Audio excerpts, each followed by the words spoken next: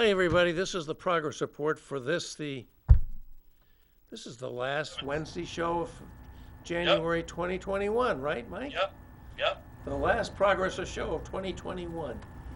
And we've had quite a January, haven't we, folks? I have to tell you right off the bat, if you saw my post, I don't know how many people see it, but I do post the show pretty much every week. I was expecting the incredible Dan Weeks to join us here, and I'm hoping he's going to walk up here and join me on set with Mike available on Skype, as you can see. But, oh, wait a minute, we have a phone call. Maybe he's got something coming in here. Okay. Hello, caller, you're on the progress report with me. It's Bob Backus. What you got? Hello, Bob. Dan Weeks here.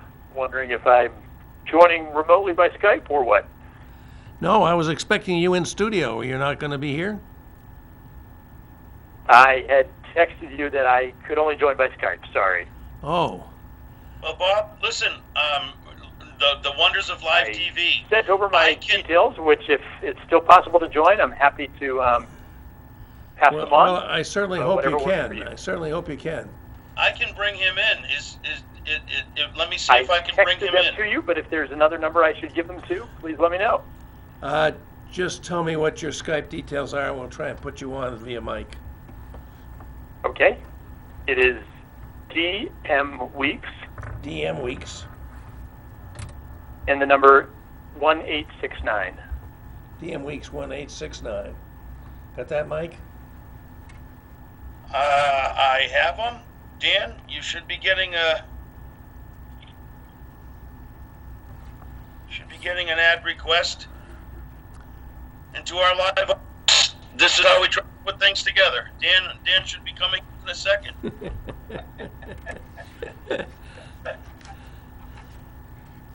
Sorry, folks. Technical difficulties. We hope to have Dan Weeks with us. There he is. Hi, Dan. How you doing? Dan. So I'm so sorry I missed your text. I don't know why I got you, but we have you. We have you, which is wonderful, Dan. We're glad to have you with us. It's just wonderful. So it's me here in the studio for this last Wednesday of January edition of the Progress Report. Mike Farley on Skype and Dan Weeks on Skype. So we have the show we were hoping for. We're starting a little late, but we're going to get going right away. Dan, thanks for joining us. And I know it's I'm just sorry. I really feel responsible for not getting you hooked in here earlier, but we have you, and we're glad to have you. Hey, Bob, one more technical issue. There's some background sound somewhere. Dan, would that be you? We have you, which is wonderful. Oh, no, Dan, I think. Do you have the show on in the background? That would do it. I am so sorry. If you could just turn down the volume. Because it's a 7-second delay and it causes my head to explode. So if you could just get the volume down, I think we've got all the issues taken care of. Terrific. Okay. Cheers. Good to see you, Dan. Dan, that's only a venal sin, not a mortal sin. You're exonerated. Thank you, sir. Appreciate it. So we wanted to talk about a number of things tonight, folks. First of all, if you don't mind, Dan, I just thought I would invite people to share their experiences with trying to get registered for getting the vaccine on COVID-19. My wife and I had a very difficult time with this. We tried to get right on very promptly at the opening last Friday at 8 a.m. We did get on, we got registered, and then we had a heck of a time getting an appointment date. And for me, the date is March 31. I mean, my God, I might be dead by then. I'm so old. I mean, that's just very, very distressing. Heaven forfend! Perish the thought! Perish the thought. And, that's something that people want to share with us on this program. We'll be glad to take it. How is the COVID vaccination working out for you? Are you going to get the vaccination? Do you have doubts about it? How do you think we're doing in handling this pandemic under the beginning of new leadership at the federal level? No new leadership at the state level, of course. That hasn't changed a bit.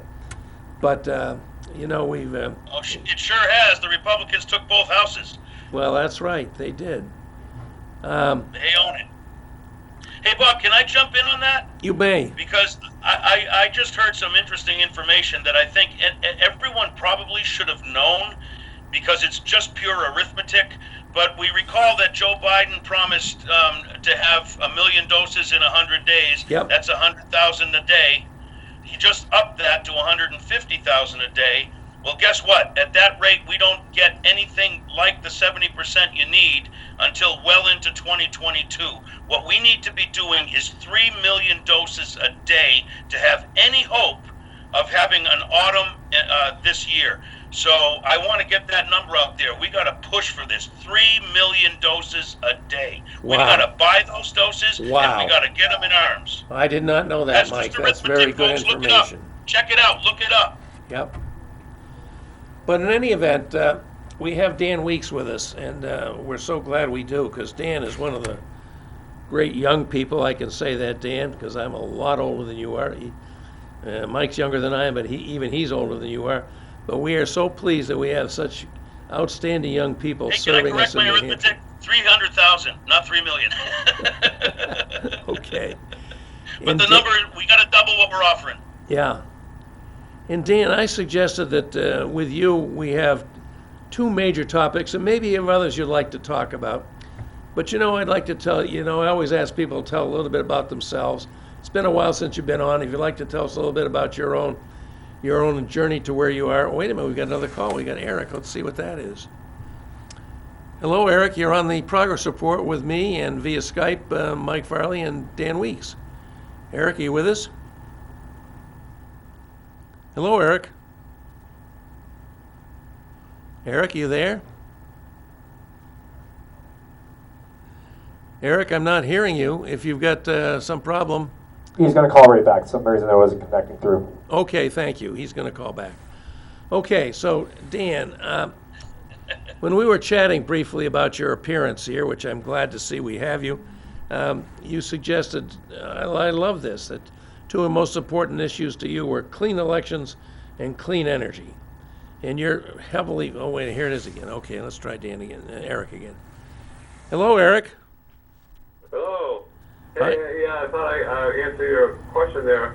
I spoke to my primary doctor a couple weeks ago when I asked her about, the COVID vaccine, and she says it should be available to me in a couple of months, and the way it will work is the Dartmouth Hitchcock Clinic will, and she just got her shot a couple weeks ago, so we'll probably get another one soon. And he said the Hitchcock Clinic will call and schedule an appointment, obviously, and then there'll be another vaccine after. But I know there's a new one coming out in a couple of weeks, and I guess Johnson & Johnson I was hearing today.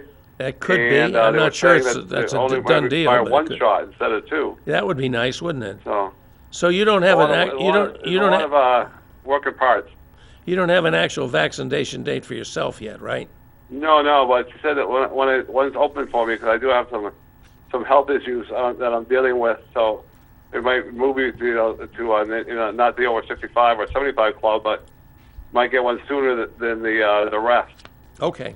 Unfortunately, I'd rather not be dealing with these health problems, but I'm definitely focused on getting a shot, health to make myself healthy and Yeah. do it the proper way. So I'm definitely for it. I mean, And you- I know some people that I associate with are not interested in it, but that's their business. Yeah. But I'm definitely interested in trying to get back to some kind of new normal. So you're going to get the vaccine as soon as you can. Right, as soon as I can, get it safely and try Yeah. to, obviously still wear a mask and social distance, because that's not a gateway to, going back to your other ways, until people can properly get vaccines. Okay. Well, thank you. I'm Still going interested. to be safe. Thank you. Yeah, thank you very much for bringing this topic up, and I'll be listening. Well, thank you very much for calling in. I appreciate your call. Okay. So much on the COVID. Maybe we'll get more on that, Dan. Where are you guys on the vaccinations? You got any? You probably don't have a priority Bob, 1B I like would I cut do, in do front you? of you. Bob, I would cut in front of you to get my vaccine. I cannot wait to get on that list. I cannot wait to get an appointment. I want to get myself vaccinated as soon as possible. I feel like I've been in a tomb for a year. I want to get back to life. I want to be able to breathe again. And Dan, how about you? I know you have a beautiful, beautiful wife and twins that are very wonderful kids. And your wife is from South Africa. which, is also experiencing a new variant, apparently, of very troubling transmissibility and perhaps even more lethality. How's your family doing in dealing with all this? Yeah, thanks for asking, Bob. I wish I was in studio with you, but part of the reason I'm not is because my wife is in a high-risk category. She has a respiratory condition.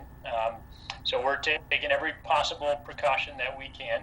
And like Mike, we can't wait to get that vaccine.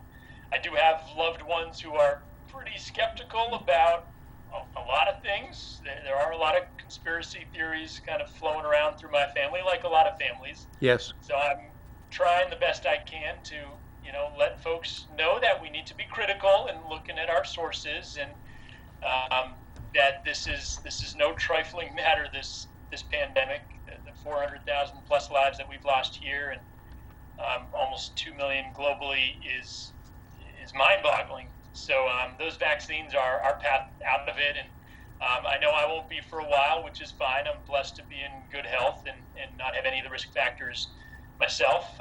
We do have our 3 little kids, and trying to, I'm sorry, you got patient. 3, don't you? I forgot. That's right. The family is growing. 1.5, and so we're just trying to find the silver linings as best we can. The kids are young enough that they're not caught up in the turmoil of worldly affairs, and they still seem to like hanging around with mom and dad a lot. So we're making the most of it. Well, that Enjoy it lasts while a you few can. more years there, Dan. Yes, sir. So, Dan, tell us a little bit about yourself, and then we'll get into the 2 areas that I particularly wanted to have you address, which I thought you well summarized by saying you were interested in both clean energy and clean elections. So tell us a little bit about yourself, and then we'll ask you to weigh in on those issues. Well, thanks so much, Bob and Mike, for having me back. It's been an honor to join you in the past, although it's been a little while. I've been around New Hampshire for a good while. My family goes back about 12 generations. And over that time, as you know, I've been politically active and proud to be from an old Republican family in the old New England Republican tradition, Right. where stuff like clean energy in earlier forms, environmental stewardship was a big deal in our family. Way back in 1911, my great-great-granddad helped pass the Weeks Act, creating the National Forest System. And conservation, which comes out of the root word from conservative, is something that we take very seriously, and I think New Hampshire has a proud tradition of that. Although, unfortunately, It was Nixon that brought us the EPA. People tend to forget, there was a time. Absolutely. So this more recent period in which, unfortunately, there have been a lot of Republican members of Congress just denying the science of climate and trying to thwart the clean energy transition. And even here in New Hampshire, all due respect to Governor Sununu, unfortunately, he has also, over the years, questioned the science on climate and done a lot to block progress on that. But I do like to point out that I'm not in this for some radical agenda. I believe this is part of conserving our natural world, and it's a tradition that I trace back proudly for many generations in my own family. Yeah.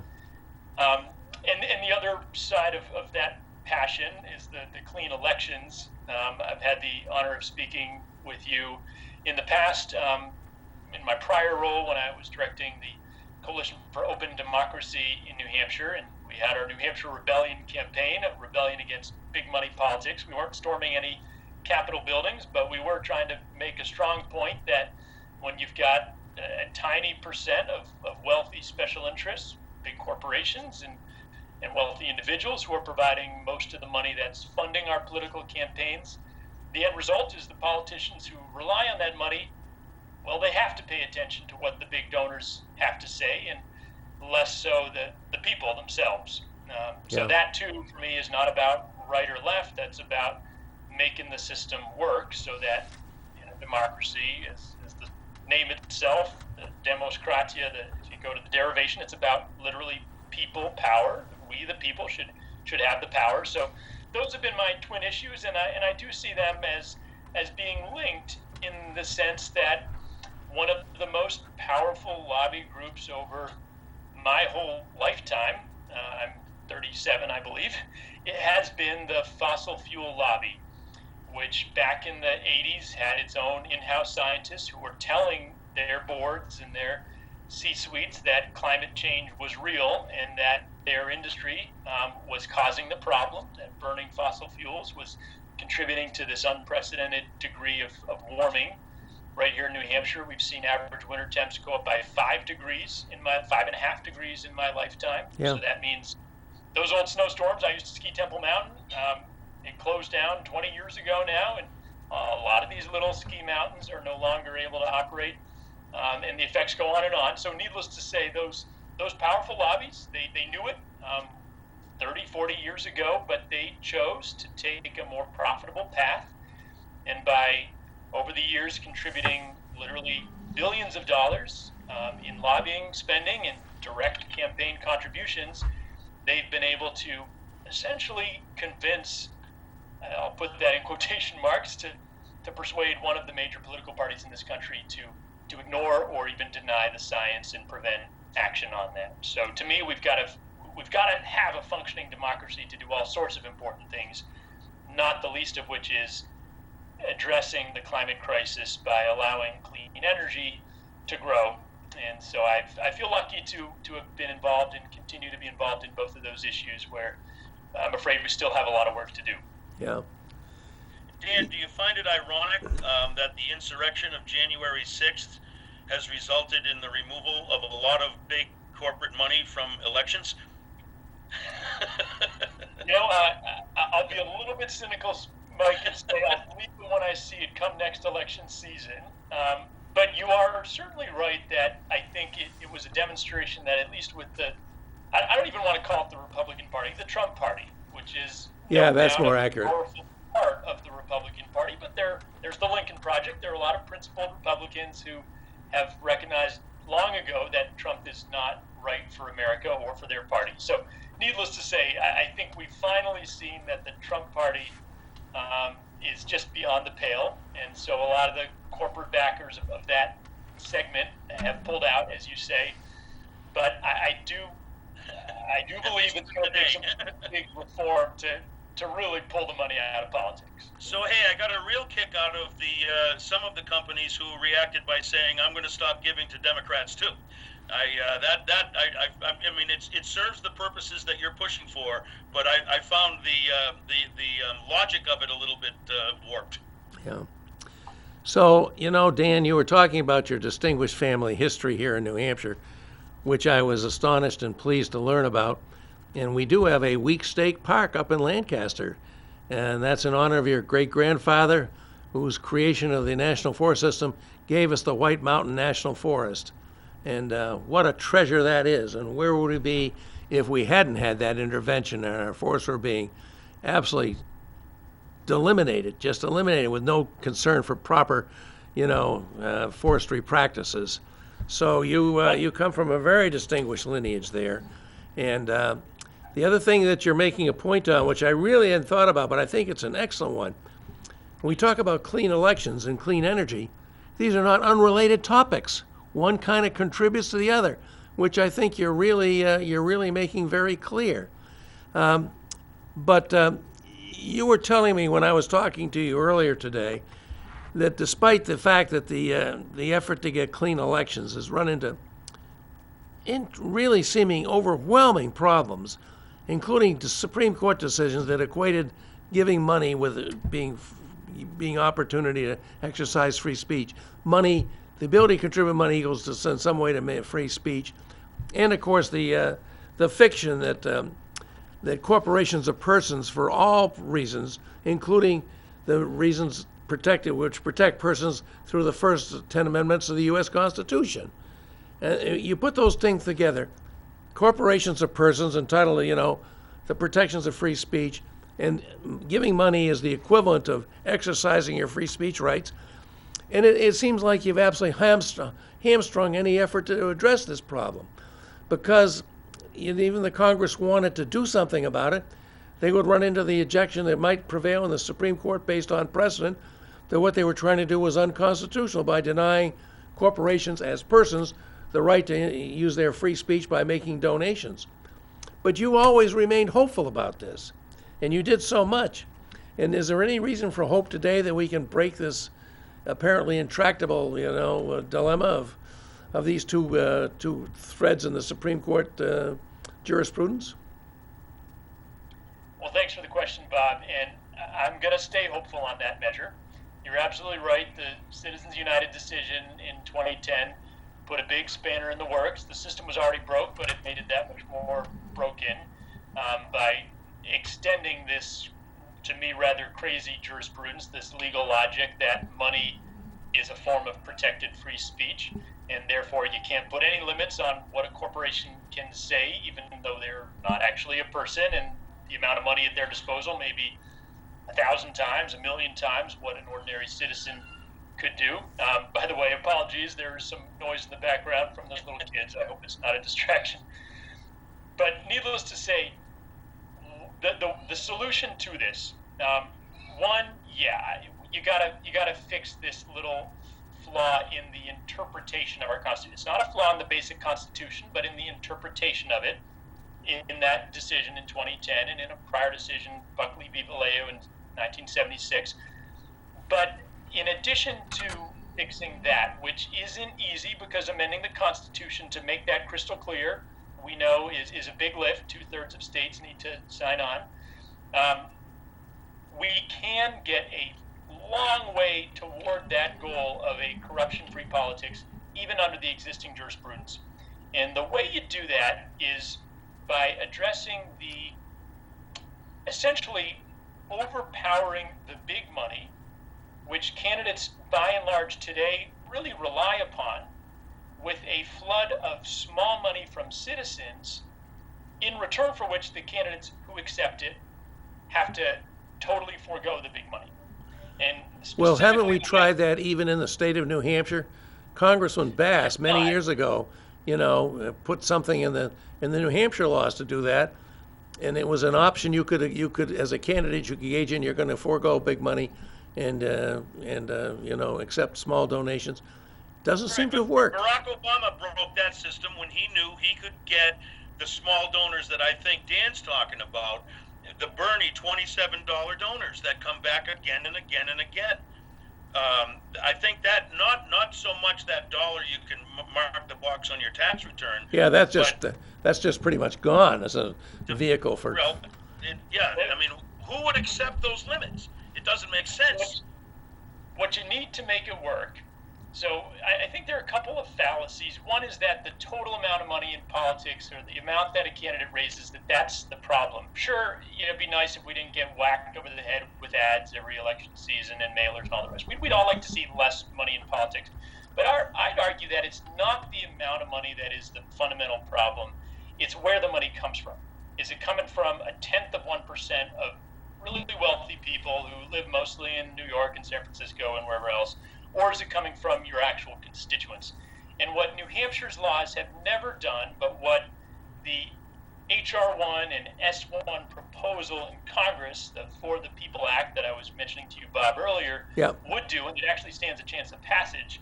One of the things, among many, that it would do, one of the most important in my view, is to create an actual incentive program through the use of matching funds.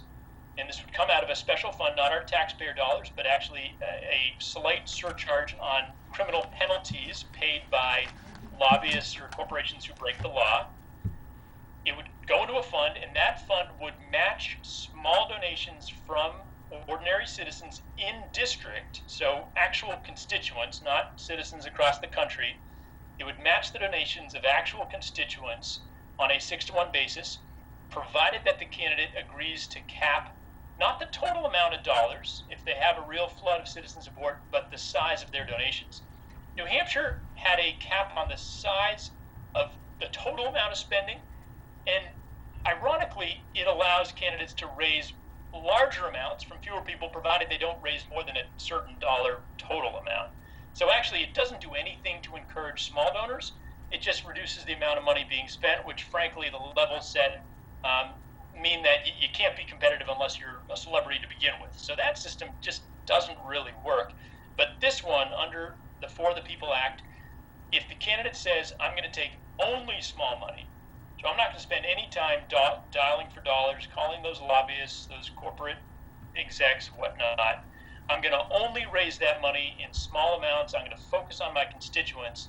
Now they can actually finance a campaign that way by getting this match from the fund to do so. In addition, it really beefs up the disclosure requirements for these outside secret spenders. They've got to actually disclose who their actual donors are, not 7 layers of corporate structures, but their actual individual donors, and does a lot of other things besides. But to me, that's something we've never tried in New Hampshire.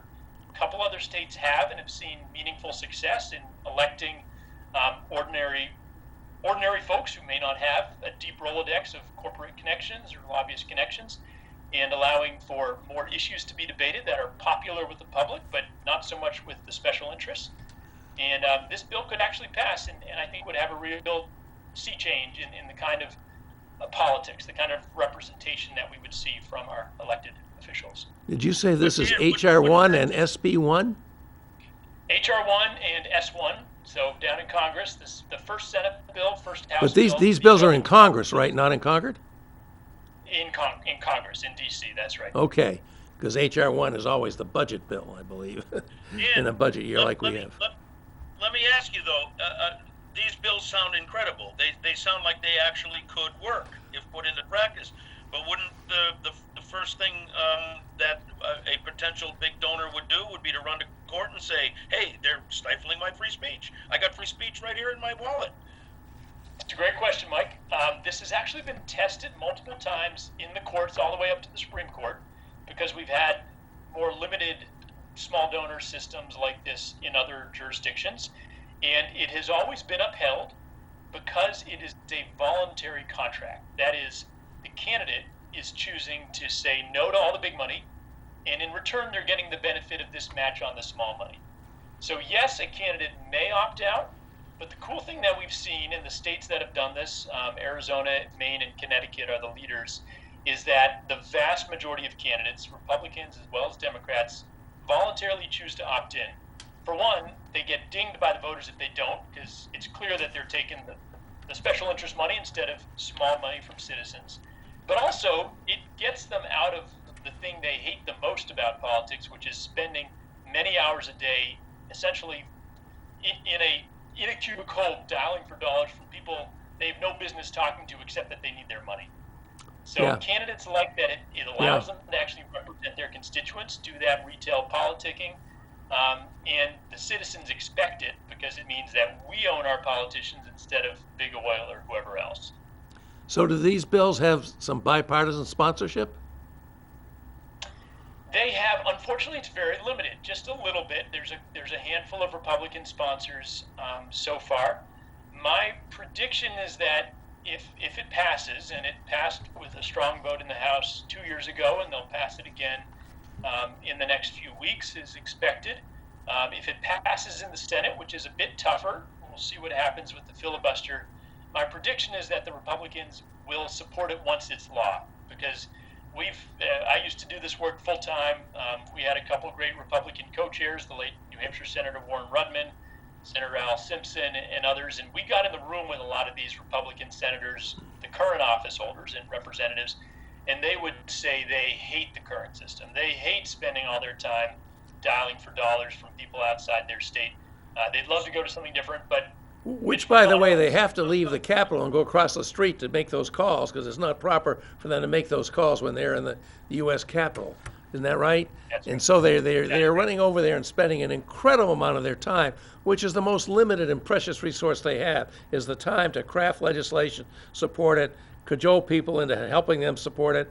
They have to give all that to constantly go out and dial or be on the phone to funders to get their next election assured. So I'm sure they must hate it, but they it's made them winners. They get reelected. So I don't know. Dan, I've got to ask, I think probably thinking the same way Bob is.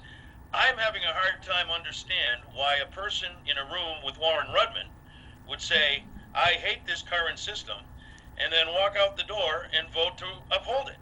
I don't understand that. I cannot, my brain does not have the wiring to understand that. Can you help me understand how a human being is capable of that. It's a good question, and I don't claim to have any magic answers here. I will say that, as we know, so much of what happens or doesn't happen in the Senate for the last several years has been the decision of one man, Mitch McConnell, and he has a decades-long aversion to any campaign finance reform. Now, the system has worked very well for him, and he's one who doesn't mind raising. It's made him a millionaire. It's worked just fine. So, frankly, we've never actually had a chance to get their votes for or against because he's never allowed it to get to a vote. And I'm cautiously optimistic that we will pick up at least a handful of them when it comes to actually, getting that vote on the Senate floor. Well, he no longer has the ability to stop anything he doesn't like from coming to the Senate for a vote. With the bare majority plus the vice president casting a tiebreaker, this can come to the floor, and then maybe there won't be so. That? It's easier to kill things in the dark than in the full light of an ongoing public debate in the Senate and a floor vote in the Senate.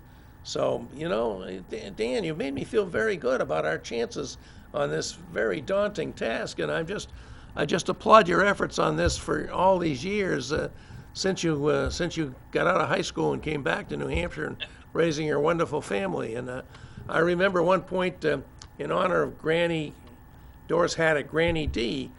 You had marches going from the Canadian border and the Massachusetts border, one going south, one going north, and from I don't know where it was in the Connecticut River, and one in in Portsmouth, going one from west to east, one from east to west, all meeting in the Capitol to support this in memory of the incredible Granny D, who at age 90-something walked across the whole country because of her concern about this legalized bribery that is the foundation of our political system. And this is a very optimistic report, and I thank you for being here and making it to us. And I hope all our viewers out there, those of you who are sticking with us on this, will weigh in on this. I mean, we want the grassroots to speak out, not just with dollars this time, but to inundate Congress and our Congress people to make this a priority. I'm sure we have 4 fine Congress people in New Hampshire, both U.S. senators, both our congressmen. They're all Democrats, but it doesn't hurt to be in touch and say, please make this a priority, right, Dan? Right, Dan? You would certainly endorse that, wouldn't you? Absolutely, Bob, and appreciate that. Here in New Hampshire, Open Democracy is continuing this effort, so you can just look up opendemocracynh.org and get plugged in that way. Local teams in each community doing outreach. We do have, fortunately, our 4 members of the congressional delegation are all sponsors of this legislation, so they are on board. But there's a lot else that can and must be done to actually get a law this significant passed. So I do encourage any fellow citizens out there to go to opendemocracynh.org and do what you can to help transform our democracy, or restore our democracy, really. To Restore what, it. Yeah, that's the right that word. it should be. Well, Mike, did you know about this effort? I mean, I'm just blown away by this, the creative thinking behind this and the energy behind it. It sounds really wonderful. No, that's what I love about the progress report. It's like going to school. I learn something every Wednesday. It's fantastic, and Dan, you really laid it out quite well. We're really blessed in New Hampshire and have been for the past few years. Knock wood, hope we can keep it going. But we have a great delegation down there. Yeah. And they can be counted on to do the right thing.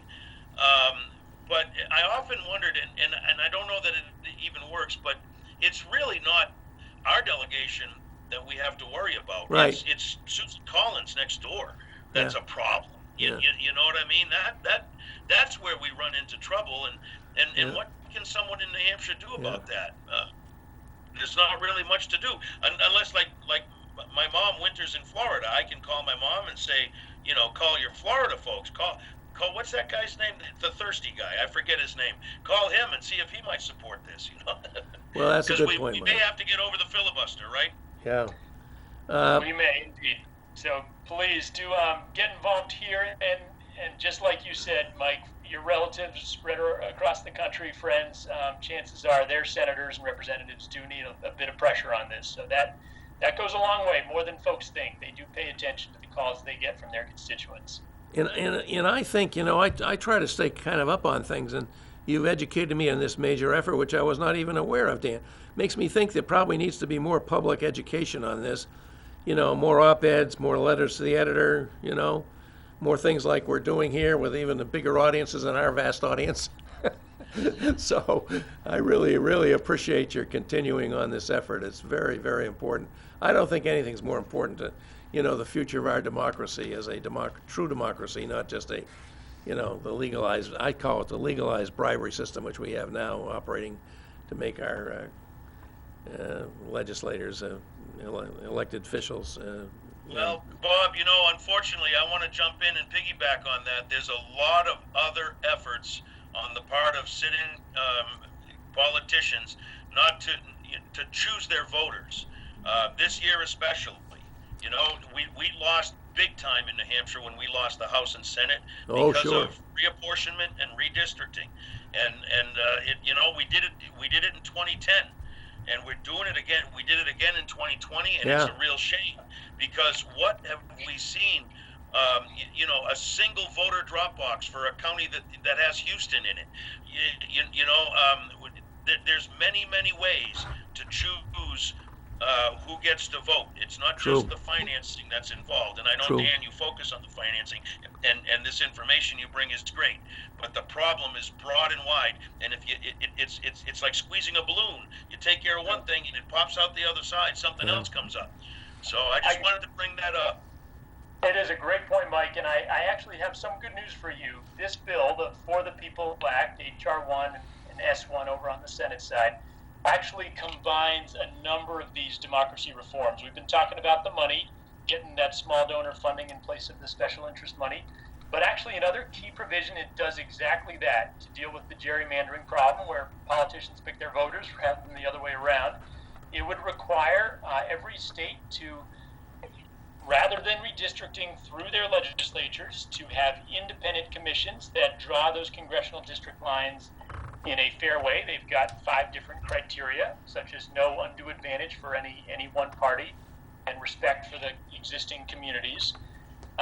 That's one key element of this. It would also deal with ethics concerns. It would require any president and vice president open book on the last 10 years of tax returns, for example. Little topical issue there. I thought you'd need that, right?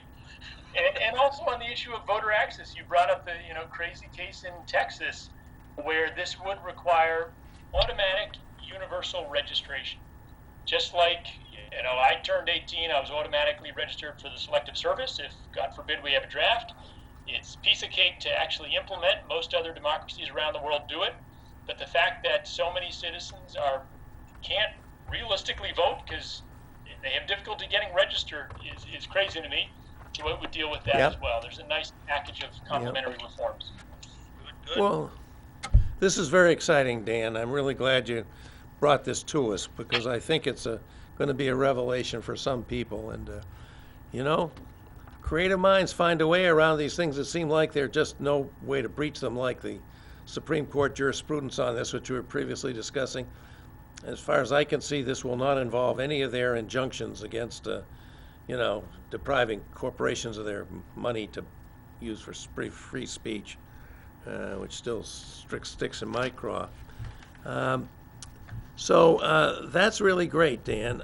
Let's turn now to the other interest that you have, and I guess your professional life is now centered on, which is moving New Hampshire to more clean energy system, cause I deeply believe in, as you know.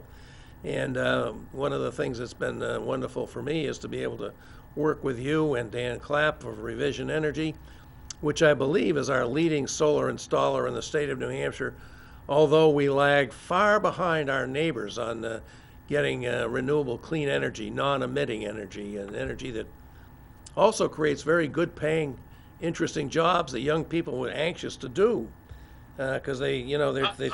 Highest growth jobs in the country. What's that? Highest solar technician is the number 1 growth job in the country, and I just heard this morning the number 2 is wind technician, wind energy technician. Those are the 2 fastest growing jobs in the country. And the great thing about them, you have to do the work where on site. You can't have some guy South Korea doing it. You know, Right. and with Joe Biden's new Buy That's American right. plan, that the equipment's going to be American. This is going to be great. 100%. Yeah, seems like a no-brainer, doesn't it, Mike? So how are we doing in New I Hampshire, got no Dan? brain. And That's how it's easy for me. Dan, talk Yeah, about this Bob. and talk about your career in renewable energy, particularly as a key part of a major solar company, which I believe is an employee-owned company. Isn't that right? A cooperative company, which is pretty exciting in itself. I know your main office is in Maine, and you certainly are active in many places. But talk to us about the what's happening in New Hampshire. You've had many barriers put in your way. Tariffs from the Trump administration on solar components coming in this country, and one thing after another. But just give us an update on the state of the industry and how we can maybe possibly move New Hampshire up to be a little bit more in the vanguard instead of lagging. Thanks, Bob. Well, I consider myself damn lucky to get up each morning and help move this transition forward, even if we're going way too slowly here in New Hampshire. As you mentioned, Revision Energy, where I'm a director, we're 100% employee-owned. So that means I can tell folks I own a solar company with, at this point, about 275 of my good friends, more than half of whom are electricians or apprentices or plumbers, who don't need a college degree to get a really good family wage job that pays about twice the median wage here in New Hampshire. And we're proud to be on this team together. We've installed over 10,000 systems so far in New Hampshire, Maine, and Massachusetts. New Hampshire and Maine being our two biggest markets. And also proud to be a B Corp, that stands for Benefit Corporation, which basically means that we're saying no thank you to the old rules of capitalism, where the fiduciary responsibility, as it's called, is that profit comes before everything else. But as a benefit corporation, we legally bind ourselves to put people and planet before profit. So even though we've been growing and making a profit, we're proud to be a company that's driven by our mission. But as you alluded, Bob, I'm sorry to bring bad news about where New Hampshire is today. So checking the latest stats on amount of solar deployed in this state compared to our neighbors, New Hampshire is at 0.88%, so less than 1% of total electricity comes from the sun, whereas over in Vermont, they're at 14%. Wow. Mass, they're at 18.5%. And Maine, which used to be the laggard, they used to be even behind us under 8 years of Governor Paul LePage. They turned a corner like you wouldn't believe last year, and they have proposals into the utility. It takes a while to clear the queue, but they've got proposals to jump past 20% in the next few years, as Mass and Vermont are also on track to do. Just because they went from really bad policy that said no solar under any circumstances to a good policy that begins to price solar at what the data says is its actual value to the grid. So New Hampshire is yet to break 1%, and we have all sorts of pretty crazy barriers that are in the way. To break it down real simple, we just put solar on a couple of public schools here in Nashua, where I'm based. When our kids are older, they'll get to attend. And the excess generation, so when on a nice sunny summer day, the school's not in session, they're producing a whole lot of extra power. Literally, they're going to be delivering all that power. Those electrons will flow to the whole neighborhood. You'll be able to, with a single school, power dozens of homes. Eversource will pay the school about 8 cents per kilowatt hour for that power, and we'll turn around and sell it to the homes down the road for 18 cents. And according to all the studies that we've done, and that's not revision, but independent experts who study energy markets, the actual value of solar to the grid ranges anywhere from 14 to 37 cents. The 37 cents is if you count in the cost in terms of the public health damage and environmental damage that comes from not using clean energy, using fossil instead. But if you just look at the energy value, it's between 14 and 21 cents. In New Hampshire, it's valued at 8 cents.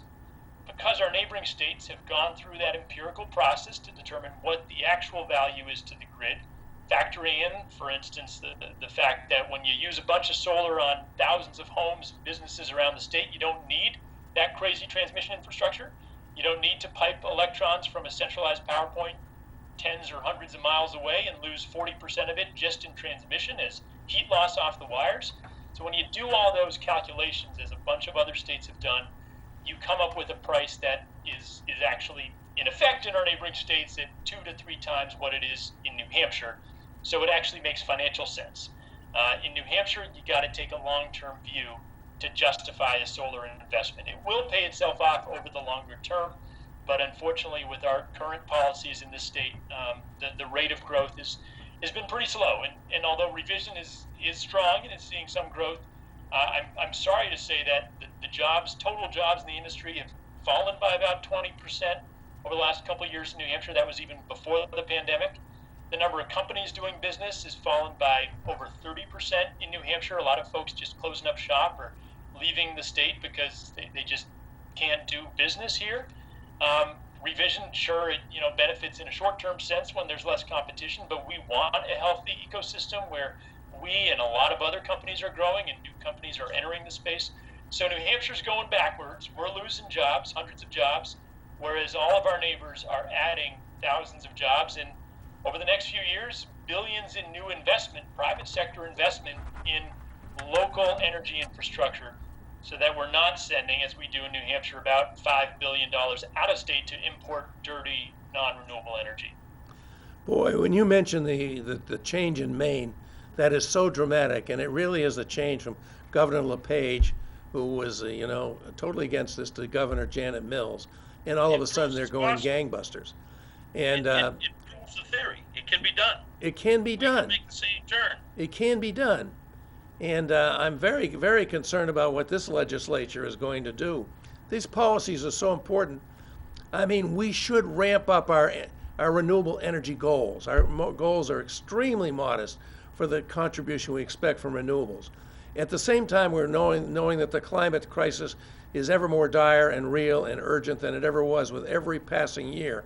And thank God the Biden administration is already working on this. Now we just have to get the New Hampshire policy leaders to do this. And that's a tough thing.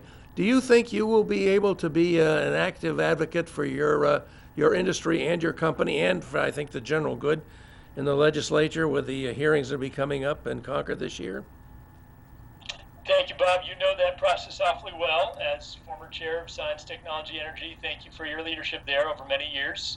Hope you're enjoying retirement. Well, I'm kind of missing not being there in the fight, too. I'll tell you that, Dan. I don't know how you're living without that extra $100 a year that you earned as your state rep in Manchester. But yes, I actually had the chance just yesterday to zoom in to the Senate Energy Committee hearing on a couple of bills.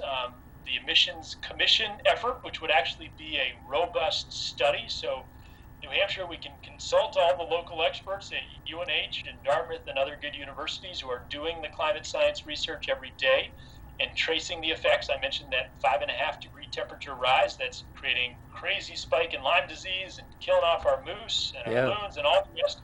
So we can actually look at the data officially as a state legislature and then set the goals. As you said, our goals are pathetic in New Hampshire. 0.7% is as far as we aim to go on solar.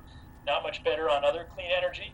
Other states are setting the 80 and 100% goals for clean energy over the coming few decades. So there is legislation, some good stuff. There's a lot of bad stuff that I'll also be involved in trying to oppose. They would strip away net metering entirely. So the Nashua School doesn't get 8 cents, they get 3 cents, and then Eversource can sell it for 18 cents to the next house down the block. Crazy stuff that they're trying to do. So I do hope that citizens will also take a look. Look at what Bob, your old committee is doing, the Science, Technology, Energy. Yeah, I've been looking. Nowadays it's actually pretty easy to testify because you can just do it over Zoom. Right. Or submit that written testimony. So I do hope citizens will track what's going on and make their voices heard. I certainly hope so, and anybody that wants to give good insight into how to make a good presentation could do no better than look at what you've presented to the committee, and probably will be this year too. And it's always very, very well-founded, well-documented, well-sourced, and very clear and comprehensible. So I'm certainly glad you're there working on this. How about looking at the federal situation? is the federal support for renewables as robust as it should be, or have we had a real setback with that with the Trump administration's 4 years? So, it's a mixed bag. We should, from an economic standpoint, Mike pointed out that the fastest growing job in America is solar installer. Number 2 is wind technician. That's been true for a few years now. Last year, we had over $300 billion invested in this country in clean energy. So in terms of the organic momentum that has been occurring, thanks to the fact also that solar and wind are the cheapest forms of energy on Earth, even cheaper when you don't count any subsidies, much cheaper than fossil fuel generation. So the underlying conditions are absolutely there. So even Trump's crazy opposition, his denial of climate science, his theories that wind turbines cause cancer and just insane stuff like that. And promoting the return of coal-fired generation. My goodness. And even on his watch, coal was continuing to go down. So in spite of all the opposition, the growth continues.